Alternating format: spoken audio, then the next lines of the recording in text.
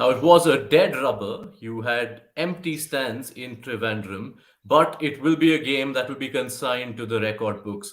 India have beaten Sri Lanka by 317 runs, the biggest margin of victory ever in men's ODIs. And that is how this three-match ODI series will end. A thumping victory for India, a pretty forgettable day for Sri Lanka. Welcome to ESPN Cricket for Match Day. We're joined as always, by Farveez, Maharoof, and Wasim Jaffer. Wasim, I'll give you first strike today. That was quite extraordinary. You had one innings where you couldn't stop runs and a second where you couldn't buy a run. Yeah, I mean, I thought it was a good decision if you start from the start to bat on that wicket because it did look like it was tough to score. Uh, but the way Shubman Gill and Rohit Sharma started, it didn't obviously play it like that. There was some outstanding cricket played or outstanding batting were on display along with Virat Kohli. I mean, phenomenal innings, 166 not out of 110 balls, extraordinary hitting. I mean, eight sixes, which we don't see with Virat Kohli very often. So some tremendous cricket played by India, I thought, and again coming out and bowling like that. We did say in the second ODI or even in the first ODI that this Indian bowling attack, especially with the new ball, looks formidable. You feel a little bit pity for the Sri Lankan batters, even though they should have done well. Even though Umran Malik wasn't playing today, but the way Siraj bowled and even Shami, for that matter, it wasn't easy. The pitch wasn't easy, but it just looked like Sri Lanka didn't turn up today, and India just outplayed them by a very, very big margin.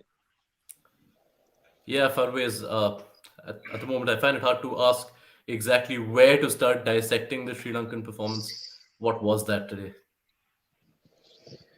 As a past player, it's one of the embarrassing days I've faced. When it comes to even being a broadcaster, talking about it, it's not easy. That I'll put it that way, and it'll be remembered for a record that the Sri Lankan team would want it to not to have it in their careers and in their history. The way Sri Lanka played, the ball, the fielder, and the way they batted, especially. I mean, yes, India bowled well, but some of the soft dismissals just not good enough in international cricket. Let me put it that way, because yes, when the bowling team is good, you need to fight hard, you need to grind in. But I didn't see any of it. And as you correctly said, the Sri Lankan team did not turn up, and it's one of the most embarrassing days of Sri Lankan cricket for sure. Yes, and commiserations for that. It obviously can't be easy viewing, even for neutrals, let alone as a former Sri Lankan cricketer. But I do intend to get into the concerns that you feel for Sri Lanka to start a World Cup year with this can never be a good sign. But let's first get the performances from this game out of the way. Wasim, since when we are on the Sri Lanka batting, Mohammad Siraj ran through the top order, continues a sparkling run of form, 9 wickets in this series, 20 wickets in his last 9 ODIs, and that problem India were facing of power play wicket takers, he's just turned that on its head in the last year in ODIs. Yeah, I mean, you can just feel that the progress he has made as a white ball bowler. His red ball bowling is top notch, but the way he's improved in the last year or so in the white ball, is amazing.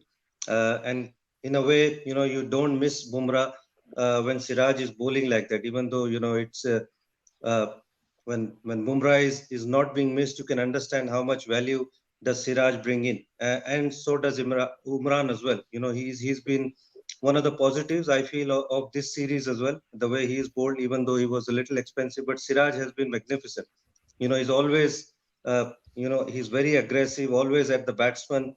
When things are not happening, he's trying to make some inroads, and phenomenal. I mean, getting the batters out with the new ball is not easy. I mean, Farveez can talk for that, but the way he makes the ball talk, swinging in both ways, pretty skillful stuff from Siraj. He's been very, very impressive.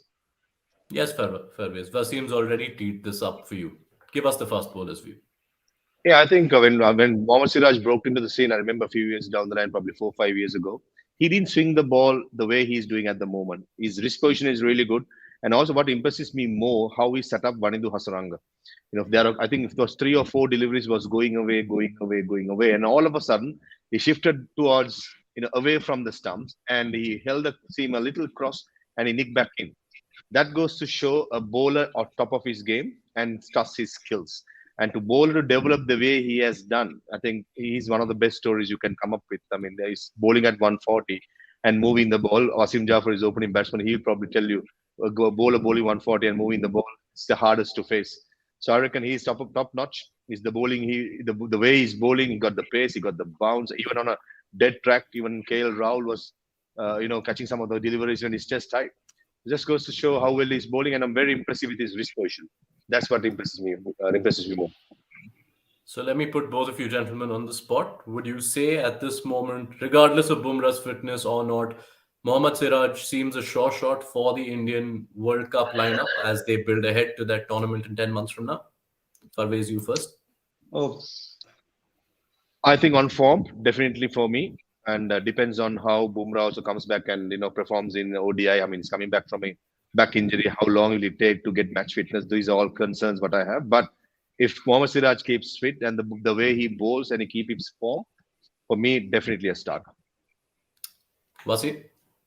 yeah, yeah, without a doubt. I mean, Siraj and Bumrah, Bumrah perfectly fit and healthy, and bowling like, we know Bumrah and Siraj is a potent attack. I mean, the third Sivak is debatable. Like I've said, that number eight guy, that can be anybody, whether it's Deepak Chahar or even Shardul Thakur, somebody to give India depth as a number eight batter.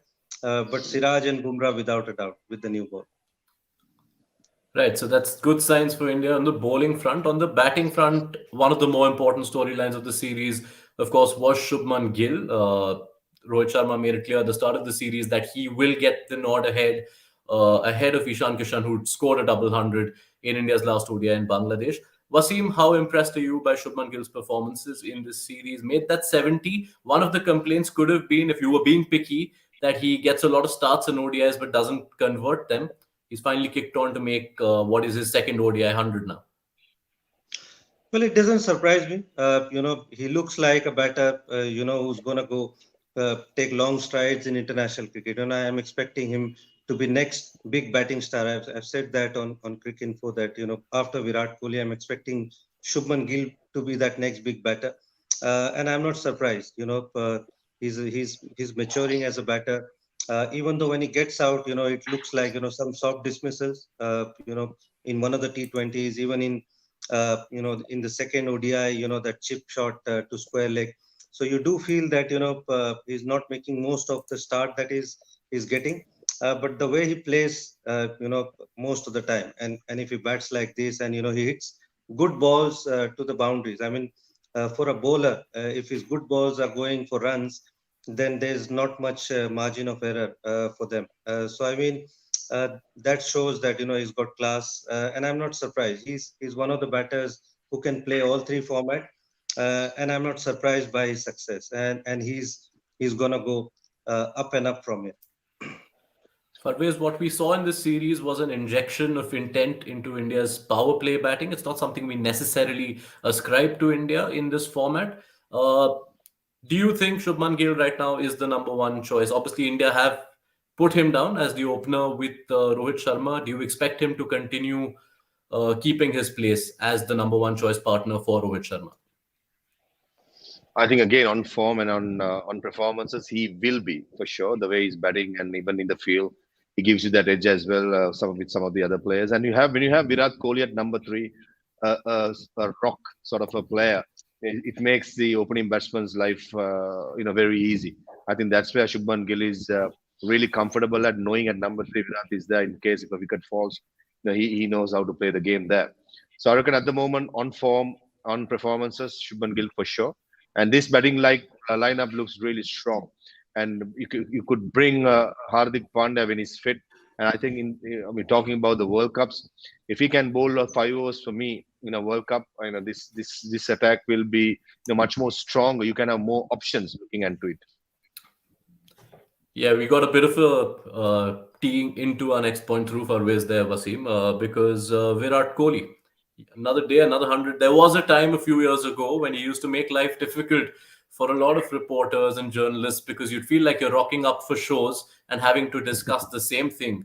How good a sign is it for India that this pattern is repeating itself right at the start of a World Cup year where you're going to play a World Cup at home, you're waiting to end a wait of long years? Well, I mean, Virat Kohli, I've told that again, long back that when he comes into form, he takes that form, he carries that form for years. And it's no surprise that, in last four ODI innings, he's got 300s and one of it is 166 not out, big 100. So it doesn't surprise me. He had 2 and 3 years of really lean patch where he wanted to make runs and, things were not happening. Bowlers were bowling their best ball, the decisions are going against him, but he knows, when the tide turns, because he's one of those guys who put in effort behind, with his work ethic. He's one of the guys who, works intensively hard, whether it's in his gym work, whether it's in training.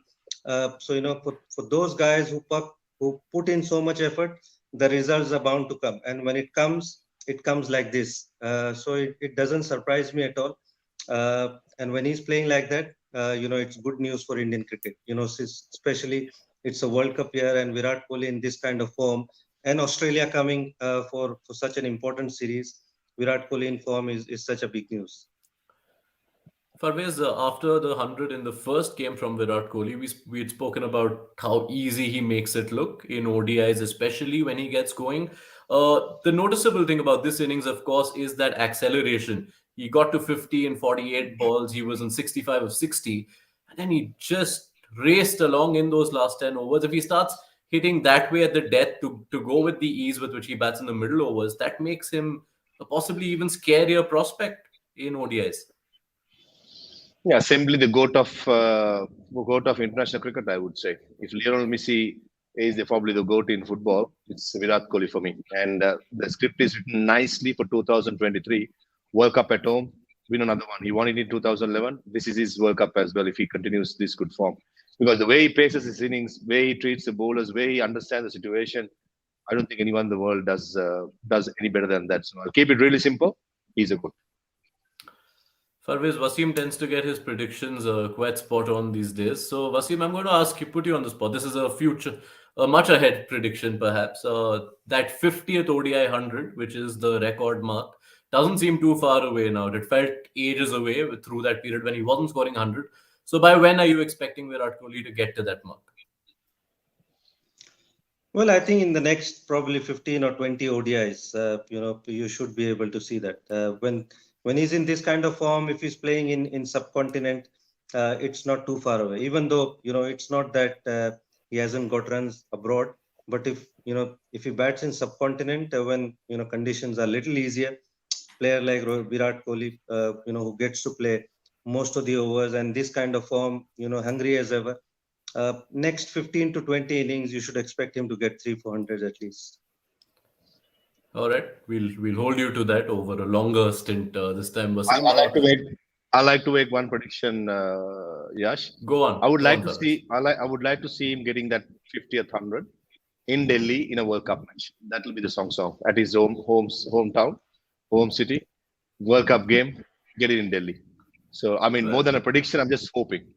Okay, okay. Well, remains to be seen what the fixtures will be like. We'd probably find out in the next few months. But yeah, Yeah. all right. Let's see how this story pans out. Virat Kohli is making runs for fun again. Shubman Gill with an impressive series. Mohammad Siraj starting with the ball. So lots of boxes ticked for India in this first series that they've played in 2023, first ODI series that is. For Sri Lanka, though, there are concerns, and these are big concerns, Farvez. I'll start with you first because World Cup qualification has not been sealed yet. There is still one series to play in New Zealand, and that everything will be riding on that. And they will now have 2 months to prepare. What all do Sri Lanka need to change to get their act together in 50 over cricket? I think first of all, when you look at the Sri Lankan T20 team, how they play, and looking at the ODI team, there's a vast difference in the attitude and ability. That's number one. And you mentioned about the qualification. It's going to be a tough road because Sri Lanka has only three more games, and that too against a number one ODI team in the world at the moment in New Zealand itself. Small grounds is not going to be easy. So Sri Lanka theoretically at the moment, have to win at least couple of games and hope the other results falls into place because South Africa has five more games to play. They got all five at home, three against England and two against Netherlands. So all in all, it looks very, very tough, but I wouldn't still, write Sri Lanka off.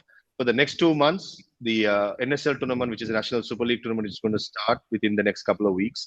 And that's going to be 4-day cricket. So, leading into the tournament of the series, beg your pardon, in New Zealand, Sri Lanka will be playing lots of red ball cricket. So, that's a concern that I have because leading up to the New Zealand series, which is three important games, virtually three quarterfinals, you may say, Sri Lanka don't play in international cricket. So that's a concern for me. And in case if Sri Lanka loses that series, let's say 2-1, I think the chances are very bleak getting that automatic qualification. And we have to play qualification in Zimbabwe in month of June, July. Month of June, July in Zimbabwe, it's winter just finishing up. It'll be cold. Seam bowling will be a bit tougher, and you have opponents probably two, three test playing nations. We Sri Lanka has to might play again. So it's not going to be a rosy walk into the World Cup. It's going to be tough work. Some hard decisions might be have to make after today's performances. So the next couple of months, Yash, leading up to the New Zealand series is not the ideal when I see the calendar. Wasim, what would be your advice to Sri Lanka right now as they try to put this series behind them? Well, I think they need to show a lot of fight. First of all, you can't forget they are the Asia Cup winners. But it was a different format. But the kind of fight they showed there after losing that first game, the way they came back and played the whole tournament. They need to show the same kind of fight, same kind of hunger to do well in this format because it's literally the same kind of players. And when you want to do well, 50 over gives you a lot of time. In 20 over format, time is little tight, and sometimes it's a high intensity game. But 50 over game gives you a lot of time as a batter to settle in, take your time as a batter, and build your innings, score those 70, 80, 100. Because if none of your top order batter, either one of them get 100 and along with other guy getting 70, 80, you're not going to reach 280 or 300, which is a normal score nowadays on 50 over. So that is where they're lacking, the score of a top order batsman getting 100. So I feel they need to tighten up there. Their batters need to take responsibility. I think the bowling, the bowlers need to stay fit. They've been struggling with their bowlers being injured far too many times. Hasaranga, like I've said last time, he doesn't pick that many wickets in one day format, even though he keeps it economical. So the other guys need to come in. Uh, so these are the areas I feel, especially the batting. I feel the batting needs to stand up. If they make 280, 300 runs consistently, I think they've got a good chance to do well. Couple of Right. things, So yes. Couple of things go just on. before this conversation finishes. In a commentary, Kumar Sangakkara mentioned about fitness. So this is a major concern for me, as Wasim correctly said. Fast bowlers breaking down. I mean, fitness for any athlete, be cricketer, football, doesn't matter, is definitely non-negotiable. And there have been some players who are making headlines for the wrong reasons for not being fit. So that's where I think the authorities should make strong decisions when it comes to fitness because it's definitely non-negotiable. So and also mentioned about the batsman taking responsibility. I mean, these are all basic stuff what international cricket should be doing. So I mean, understand when you chasing a 390 score, if you're not getting the runs and you have two, three wickets fallen in the power play, is the rest of the batters should play what Dasun Chanaka played in the first game. He knew he's not going to be winning the game, but at least try and bat and get some pride involved. So that's why I think when it comes to showing some fight, that's my real biggest disappointment watching today's game.